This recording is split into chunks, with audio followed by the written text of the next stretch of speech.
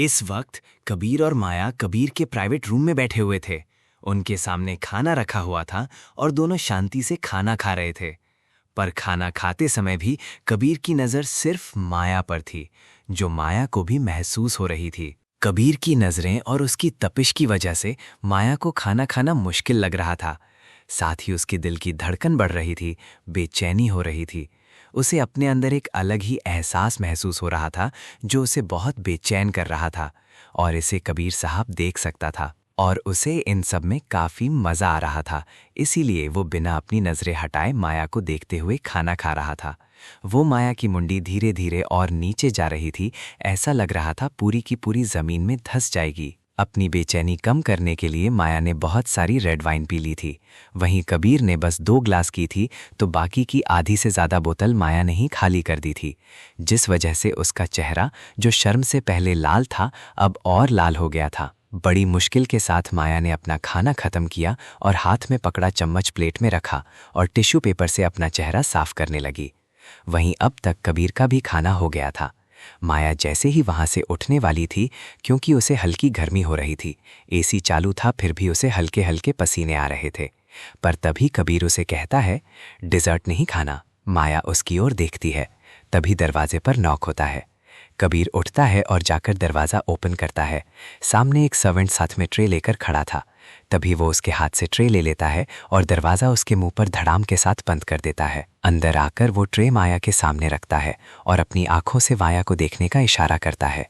ये देखकर माया अपना हाथ आगे बढ़ाती है और जैसे ही डिश पर से बर्तन हटाती है तो उसकी आंखें चमक उठती हैं। सामने उसकी फेवरेट ब्राउनी विद आइसक्रीम और उस पर बहुत सारी मेल्टेड आइसक्रीम, साथ ही बहुत सारे कुकीज़ को क्रश करके उसमें डाला हुआ था, वो भी एक बड़े से बाउल में, बहुत सारी। ये माया का फेवरेट कॉम्बिनेशन था। ये देखकर तो माया ये भी भूल जाती है कि कबीर भी वहाँ पर है और जल्दी से साइड में रखा एक चम्मच उठाती है और उस बाउल पर हमला कर देती है। वो बड़े ही प्यार से पूरा मन लगाकर बाउल खत्म करने में लगी हुई थी। वो इस वक्त कोई छोटी बच्ची लग रही थी जिसे अपनी फेवरेट चीज़ मिल गई हो खाने के लिए, और उसका खाने का तरीका भी लगभग बच्चों जैसा ही हो गया था। वहीं कबीर की हालत खराब हो रही थी, क्योंकि माया जब अपना डिज़र्ट खा रही थी तब उसमें से जो मेल्टेड चॉकलेट थी वो खाते समय माया के लिप्स पर लग गई और हल्की सी उसके चेस्ट पर भी 1-2 बूंद गिर गई थी, और माया को इस बात का ज़रा सा भी ध्यान नहीं था। आधे से ज़्यादा बाउल खत्म करने के बाद जब उसे अपना पेट पूरी तरीके से भरा हुआ महसूस हुआ, तब उसे सामने खड़े कबीर का ख्याल आया और वो अपने मुंह में चम्मच डाले हुए एक नज़र कबीर को देखती है, जो कब से उसे घूर रहा था। ये देखकर माया को अपनी गलती का एहसास होता है। फिर वो एक दूसरा चम्मच लेकर कबीर की ओर बढ़ाती है और कहती है, लो तुम भी ट्राई करो, बहुत अच्छा है। ये सुनकर कबीर हाँ में सिर हिलाता है, फिर माया के करीब जाकर बैठ जाता है। माया चम्मच में कुछ डेजर्ट लेकर कबीर के मुंह की तरफ उसे कर देती है, तो कबीर उस चम्मच को पकड़कर उसे माया को ही खिला देता है। माया कुछ समझ ही नहीं पा रही थी कि वो क्या करे, पर वो उस निवाले को निगल पाती उससे पहले कबीर उसका चेहरा अपने हाथों में भरता है और अपने होंठ उसके होठों से जोड़ देता है और उसे पूरे पैशन के साथ किस करते हुए अपनी ज़बान को उसके मुंह में डालता है और उस निवाले को अपने मुंह में ले लेता है। उसके बाद पूरे पैशन के साथ उसे किस करने लगता है। करीब 20 मिनट बाद वो माया के लिप्स को हल्का सा काटकर अलग होता है। वहीं अचानक हुए इस हमले से माया खुद को संभाल नहीं पाती। बेचारी ने तब जाकर गहरी गहरी सांस लेना शुरू किया जब कबीर ने उसे छोड़ा।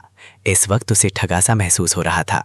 कबीर अपने लिप्स पर अपनी जीभ फिराते हुए कहता है, सच में बहुत टेस्टी था, ये तो मैं रोज़ खाना पसंद करूँगा।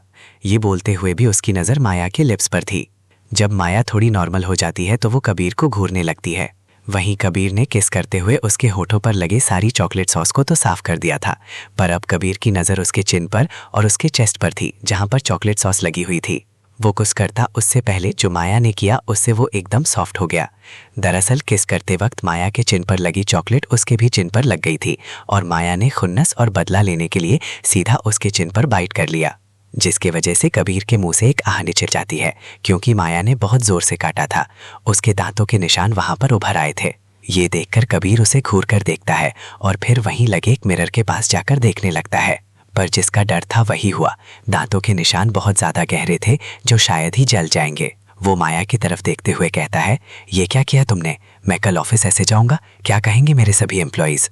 माया उसकी बात सुनकर उठकर उस पर हंसने लगती है, पेट पकड़कर।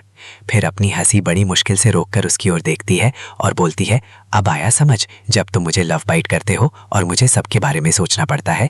रही बात ऑफिस जाने और एम्प्लॉइज की, तो द कबीर कपूर को कौन ही पूछेगा? किसकी इतनी हिम्मत है जो आपको पूछेगा? ये कहकर वो फिर से कबीर की एक्टिंग करते हुए जोर जोर से हंसने लगती है। ये देखकर कबीर कहता है, बहुत हंसी आ रही है ना, रुको अभी बताता हूं। ये बोलकर वो माया की ओर बढ़ने लगता है।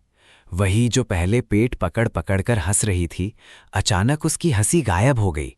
उसे अब अपने आसपास खतरा नजर आने लगा। इसीलिए जैसे जैसे कबीर अपने कदम आगे बढ़ा रहा था, वैसे वैसे वो अपने कदम पीछे ले रही थी। एक समय ऐसा आया जब माया पीछे बनी ग्लास वॉल से पूरी तरह से सट जाती है और कबीर उसके बेहद करीब आकर खड़ा हो जाता है। इतना करीब कि उसका मस्कुलर चेस्ट बार बार माया के सीने से टकला रहा था। माया अपनी नजरें यहां वहां घुमा रही थी और अपने हाथ कबीर के चेस्ट पर रखकर उसे दूर पुश करने की कोशिश कर रही थी। ये देखकर कबीर एक हाथ से उसके दोनों हाथों को पकड़कर उसके सर के ऊपर अच्छे से टाइटली पकड़ लेता है और दूसरे हाथ से उसकी कमर को पकड़कर अपनी ओर करीब खींच लेता है और फिर अपनी मैग्नेटिक धीमी आवाज में बोलता है, अब मैं तुम्हें बताता हूं। ये बोलकर वो सीधा माया को किस करने लगता है। किस बहुत वाइल्ड था, पर माया भी उसका पूरा साथ दे रही थी। माया का साथ पाकर तो वो और ज्यादा वाइल्ड हो रहा था। 20 मिनट बीत गए थे। माया को अब सांस लेने में दिक्कत हो रही थी, पर कबीर छोड़ने के मूड में नहीं था। और 5 मिनट और किस करने के बाद जब उसे लगा कि अब माया सांस और नहीं रोक पाएगी, तब जाकर वो उसे छोड़ देता है। पर उसका रुकने का कोई इरादा नहीं था। उसके लिप्स को छोड़कर वो उसकी चिन पर लव बाइट करते हुए अपनी वेट जुबान से वहां पर लिक कर रहा था और उसी तरह उसकी वेट जुबान उसके गर्दन से होते हुए उसके कंधे कॉलर बोन पर फिसल रही थी, जिससे माया सिहर उठती थी। कबीर साथ ही साथ उसके गर्दन पर लव बाइट भी बना रहा था। धीरे धीरे वो नीचे की ओर बढ़ रहा था। अब माया मचल रही थी उसके हाथों से अपने हाथ छुड़ाने के लिए, पर कबीर की पकड़ बहुत मजबूत थी। कबीर धीरे धीरे उसके चेस्ट की ओर बढ़ रहा था, पर अचानक रुककर अपना सर उठाता है। माया उसे देखकर अब जरा शांति से सांस लेने ही वाली थी कि तभी कबीर उसका पल्लू उससे अलग कर नीचे कर देता है।